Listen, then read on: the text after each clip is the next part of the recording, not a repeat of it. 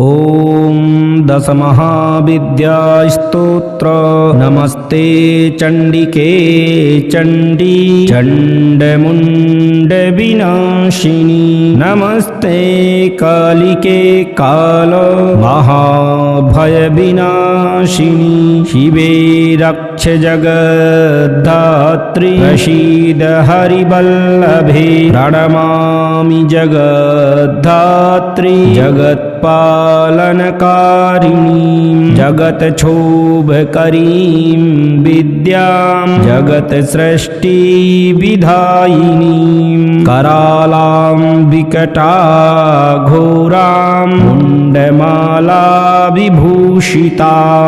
हरार्चितां हराराध्यां नमामि हरवल्लभां गौरीं गुरुप्रियां गौरवर्णालङ्कारभूषितां हरिप्रियां महामायां नमामि ब्रह्मपूजितां सिद्धां सिद्धेश्वरीं सिद्धविद्याधरगणैर्युतां मन्त्रसिद्धिप्रदां योनि सिद्धिदां लिङ्गशोभितां प्रणमामि महामायां दुर्गा दुर्गतिनाशिनीम् उग्रामुग्रमयीमुग्र तारामुग्रगणैर्युतां नीलां नीलघनश्यामां नमामि नीलसुन्दरीं श्यामाङ्गीं श्यामघटिकां श्यामवर्णविभूषितां प्रणमामि जगद्धात्री गौरीं सर्वार्थसाधनीं विश्वेश्वरीं महाघोरां विकटां घोरनादिनीं आद्यामाद्यगुरोराद्यामाद्यानाथ प्रपूजितां श्रीदुर्गां धनदामन्य ऊणां पदमां सुरेश्वरीं प्रणमामि जगद्धात्रीं चन्द्रशेखरवल्लभां त्रिपुरासुन्दरी बाला मबला गणभूषितां शिवदूतीं शिवाराध्यां शिवधेयां सनातनीं सुन्दरी तारणीं सर्व शिवागणविभूषितां नारायणीं विष्णुपूज्यां ब्रह्मविष्णुहरप्रियां सर्वसिद्धिप्रदां नित्यामनित्यगणवर्जितां सगुणां निर्गुणां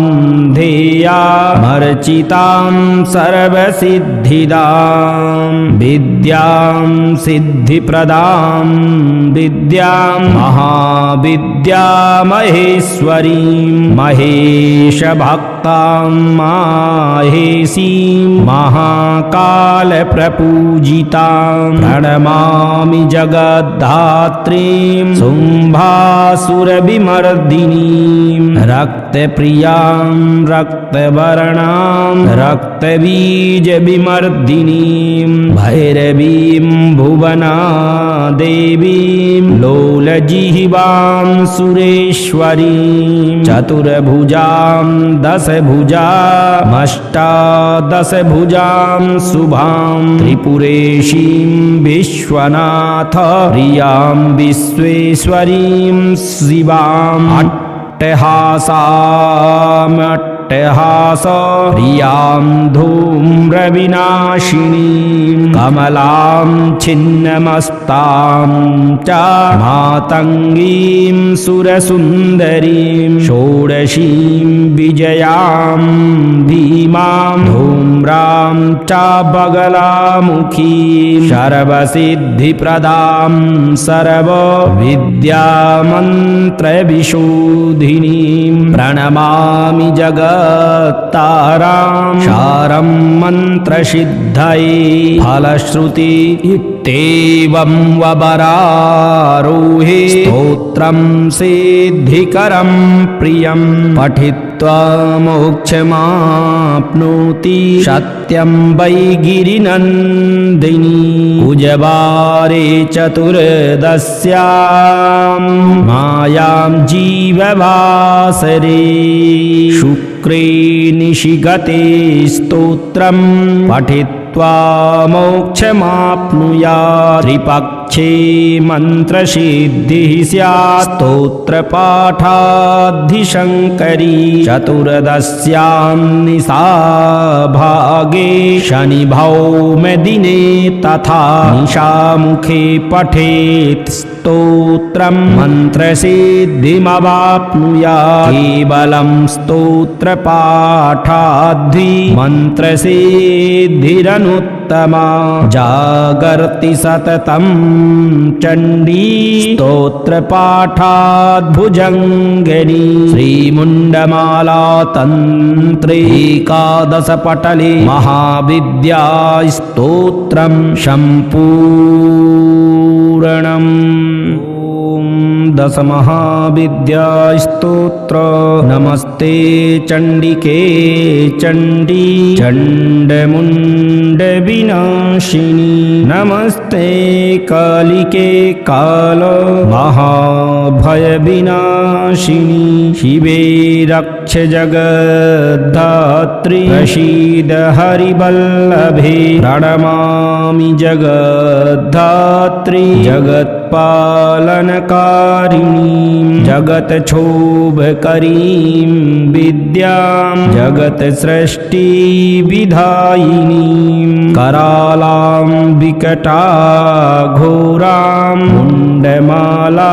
विभूषितां हरार्चितां हराराध्यां नमामि हरवल्लभां गौरीं गुरुप्रियां गौरवर्णालङ्कारभूषितां हरिप्रियां महामायां नमामि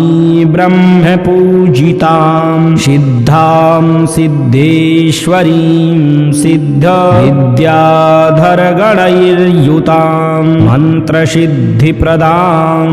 योनि सिद्धिदां लिङ्गशोभितां प्रणमामि महामायां दुर्गा दुर्गतिनाशिनीं उग्रामुग्रमयीमुग्रकारामुग्रगणैर्युतां नीलां नीलघनश्यामां नमामि नीलसुन्दरीं श्यामाङ्गीं श्यामघटिकां श्यामवर्णविभूषितां प्रणमामि जगद्धात्री गौरीं सर्वार्थसाधनीं विश्वेश्वरीं महाघोरां विकटां घोरनादिनीं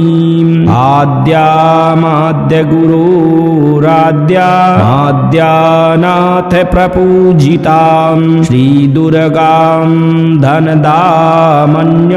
ऊणां पदमां सुरेश्वरीं प्रणमामि जगद्धात्रीं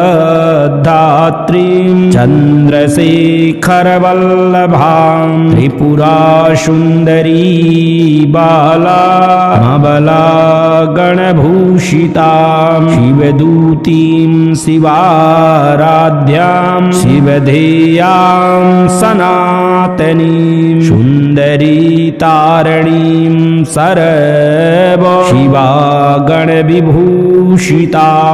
नारायणीं विष्णुपूज्यां ब्रह्मविष्णुहरप्रियां सर्वसिद्धिप्रदां नित्यामनित्यां दैत्यगणवर्जितां सगुणां निर्गुणां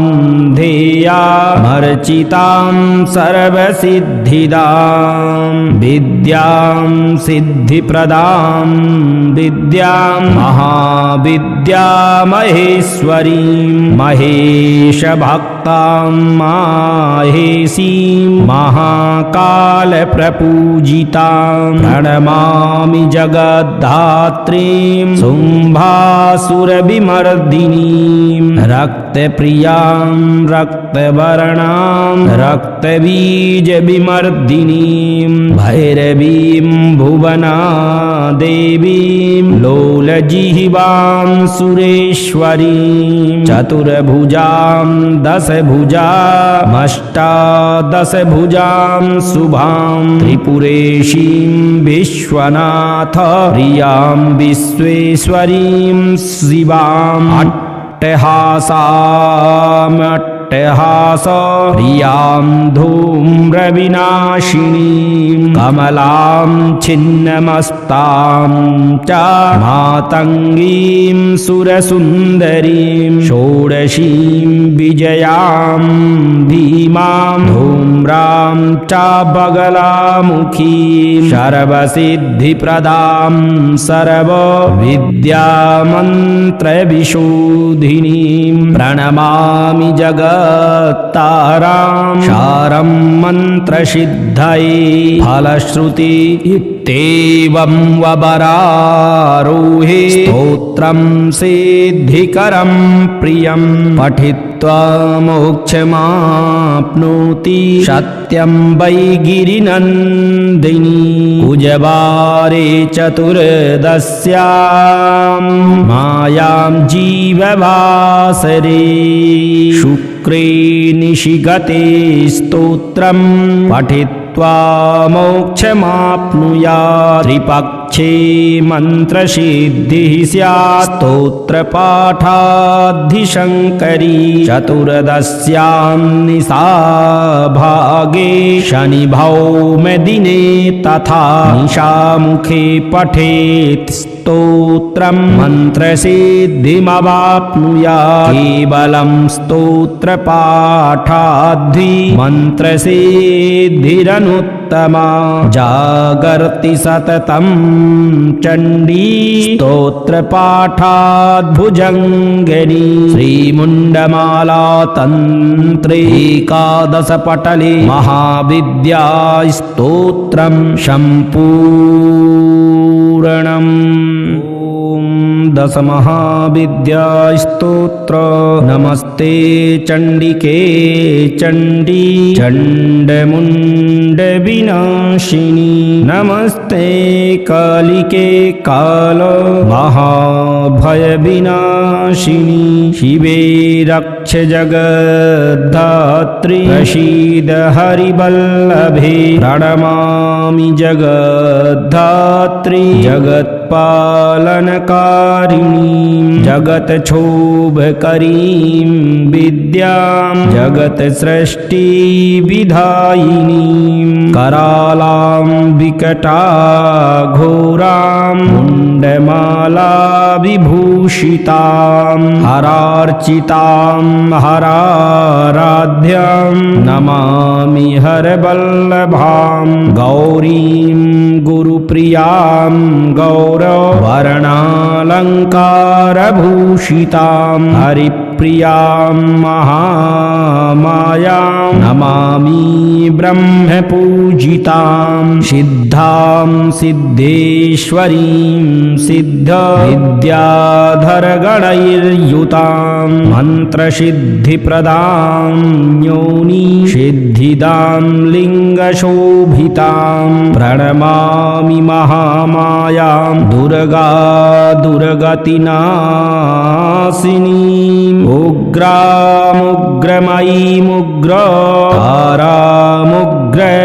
उग्रामुग्रमयीमुग्रतारामुग्रगणैर्युतां नीलां नीलघनस्य श्यामां नमामि नीलसुन्दरीं श्यामाङ्गीं श्यामघटिकां श्यामवर्णविभूषितां प्रणमामि जगद्धात्री गौरीं सर्वार्थसाधनीं विश्वेश्वरीं महाघोरां विकटां घोरनादिनीं आद्यामाद्यगुरोराद्यानाथ प्रपूजितां श्रीदुर्गां धनदामन्य पूर्णां पदमां सुरेश्वरीं प्रणमामि जगद्धात्रीं चन्द्रशेखरवल्लभां त्रिपुरासुन्दरी बाला मबला गणभूषितां शिवदूतीं शिवाराध्यां शिवधेयां सनातनीं सुन्दरी तारणीं सर्व शिवागणविभूषितां नारायणीं विष्णुपूज्यां ब्रह्मविष्णुहरप्रियां सर्वसिद्धिप्रदां नित्यामनित्यगणवर्जितां सगुणां निर्गुणां ध्येयामर्चितां सर्वसिद्धिदां विद्यां सिद्धिप्रदां विद्यां महाविद्यामहेश्वरीं महेशभक्तां माहेशीं महाकालप्रपूजितां प्रणमामि जगद्धात्रीं शुम्भासुरविमर्दिनीं रक्तप्रियां रक्तवर्णां रक्तबीजविमर्दिनीं भैरवीं भुवनादेवीं लोलजिह्वां सुरेश्वरीं चतुर्भुजां दशभुजामष्टादशभुजां शुभां त्रिपुरेशीं विश्वनाथ प्रियां विश्वेश्वरीं शिवां अट्टहासामट्टहास प्रियां धूम्रविनाशिनीं कमलां छिन्नमस्तां च मातङ्गीं सुरसुन्दरीं षोडशीं विजयां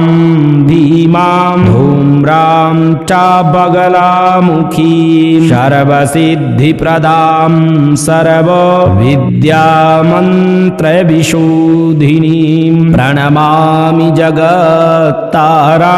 शारं मन्त्रसिद्धये फलश्रुति इत्येवं वबरारोहे स्तोत्रं सिद्धिकरं प्रियं पठित्वा मोक्षमाप्नोति सत्यं वै गिरिनन्दिनी कुजवारे चतुर्दश्यां मायां जीववासरे शुक्रे निशिगते स्तोत्रं पठित्वा मोक्षमाप्नुयात् त्रिपक्षे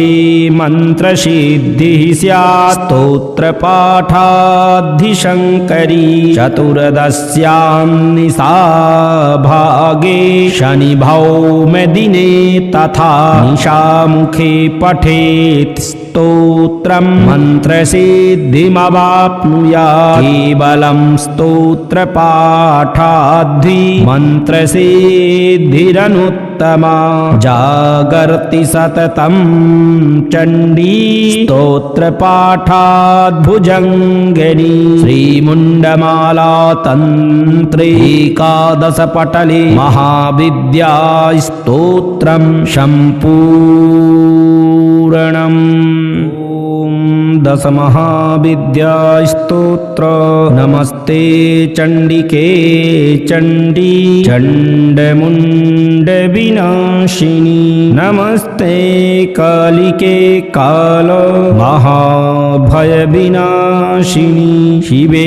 रक्ष जगद्धात्री प्रसीद हरिवल्लभे प्रणमामि जगद्धात्री जगत्पालनकारिणीं जगत्क्षोभकरीं विद्यां जगत्सृष्टिविधायिनीं करालां विकटाघोरां मुण्डमाला विभूषितां हरार्चितां हराराध्यां नमामि हरवल्लभां गौरीं गुरुप्रियां गौरवर्णालङ्कारभूषितां हरिप्रियां महामायां नमामि ब्रह्मपूजितां सिद्धां सिद्धेश्वरीं सिद्धविद्याधरगणैर्युतां मन्त्रसिद्धिप्रदां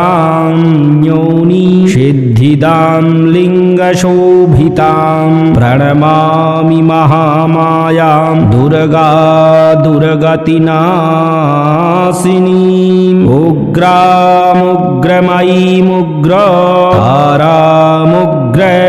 उग्रामुग्रमयीमुग्रकारामुग्रगणैर्युतां नीलां नीलघनश्यामां नमामि नीलसुन्दरीं श्यामाङ्गीं श्यामघटिकां श्यामवर्णविभूषितां प्रणमामि जगद्धात्री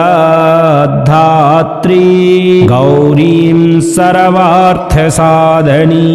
विश्वेश्वरीं महाघोरां विकटां घोरनादिनीं आद्यामाद्यगुरोराद्यामाद्यानाथ प्रपूजितां श्रीदुर्गां धनदामन्य ऊणां पदमां सुरेश्वरीं प्रणमामि जगद्धात्रीं चन्द्रशेखरवल्लभां त्रिपुरासुन्दरी बाला मबला गणभूषितां शिवदूतीं शिवाराध्यां शिवधेयां सनातनीं सुन्दरी तारणीं सर्व शिवागणविभूषितां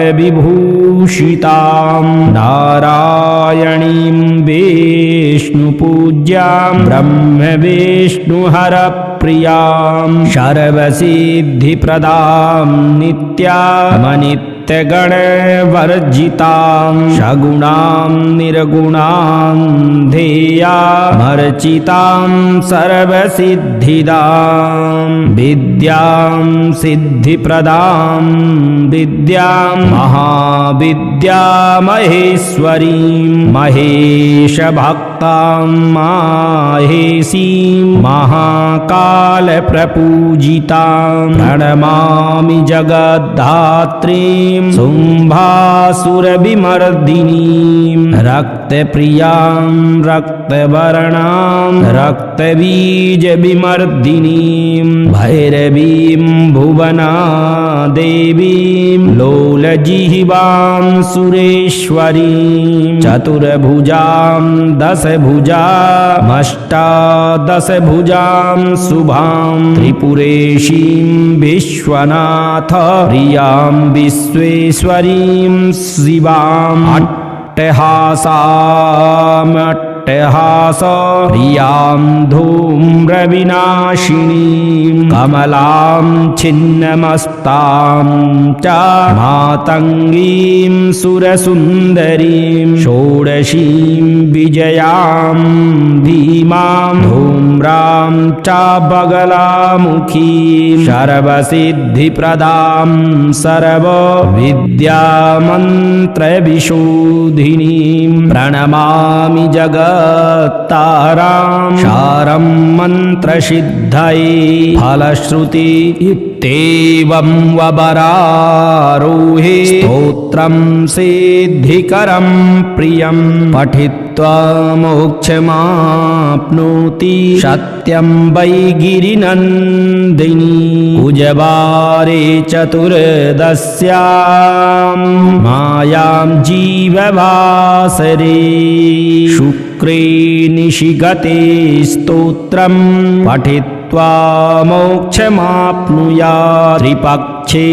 मन्त्रसिद्धिः स्यात् स्तोत्रपाठाद्धिशङ्करी चतुर्दश्यां निशाभागे शनिभौमदिने तथा निशामुखे पठेत् स्तोत्रं मन्त्रसिद्धिमवाप्नुयात् केवलं स्तोत्रपाठाद्धि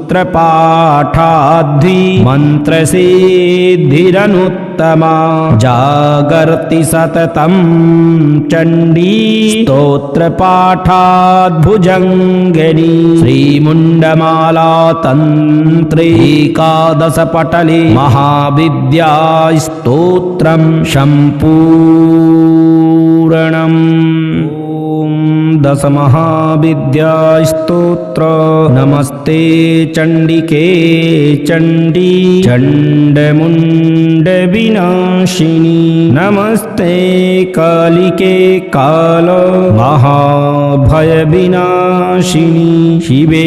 रक्ष जगद्धात्री प्रसीद हरिवल्लभे प्रणमामि जगद्धात्री जगत्पालनकारिणीं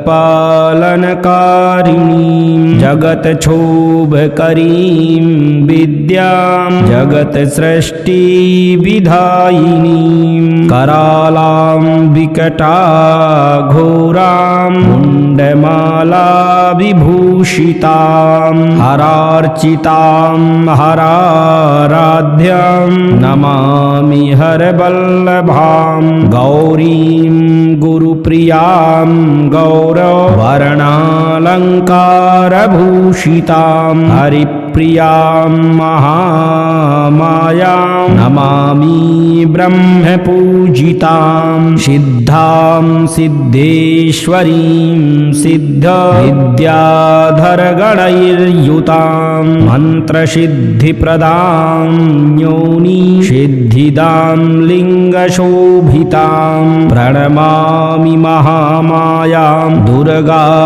दुर्गतिनाशिनीं उग्रामुग्रमयीमुग्र तारामुग्रगणैर्युतां नीलां नीलघनश्यामां नमामि नीलसुन्दरीं श्यामाङ्गीं श्यामघटिकां श्यामवर्णविभूषितां प्रणमामि जगद्धात्री गौरीं सर्वार्थसाधनीं विश्वेश्वरीं महाघोरां विकटां घोरनादिनीं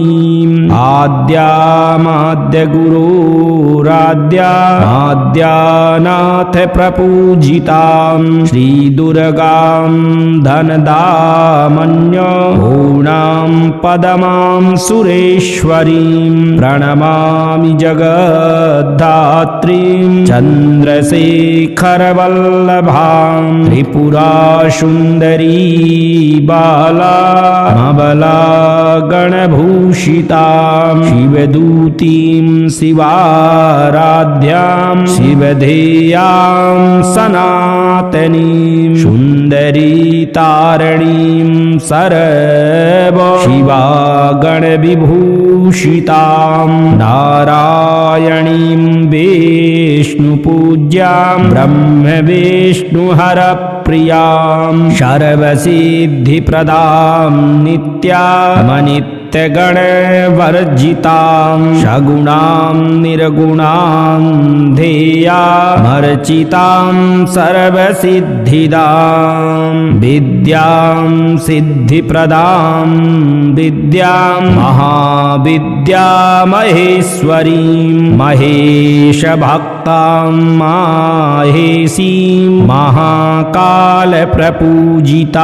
प्रणमामि जगद्धात्रीं शुम्भासुरविमर्दिनीं रक्तप्रियां रक्तवर्णां रक्तबीजविमर्दिनीं भैरवीं भुवना देवीं लोलजिह्वां सुरेश्वरीं चतुर्भुजां दशभुजामष्टादशभुजां शुभां त्रिपुरेशीं विश्वनाथ प्रियां विश्वेश्वरीं शिवाम् अट्टहास प्रियां धूम्रविनाशिनीं कमलां छिन्नमस्तां च मातङ्गीं सुरसुन्दरीं षोडशीं विजयां धीमां धूम्रां च बगलामुखीं सर्वसिद्धिप्रदां सर्वविद्यामन्त्रविशोधिनीं प्रणमामि जगत्तारां शारं मन्त्रसिद्धये फलश्रुति इत्येवं वबरारोहे स्तोत्रं सिद्धिकरं प्रियं पठित्वा मोक्षमाप्नोति सत्यं वै गिरिनन्दिनी कुजवारे चतुर्दश्यां मायां जीववासरे शुक्रे निशिगते स्तोत्रं पठित्वा मोक्षमाप्नुयात् त्रिपक्षे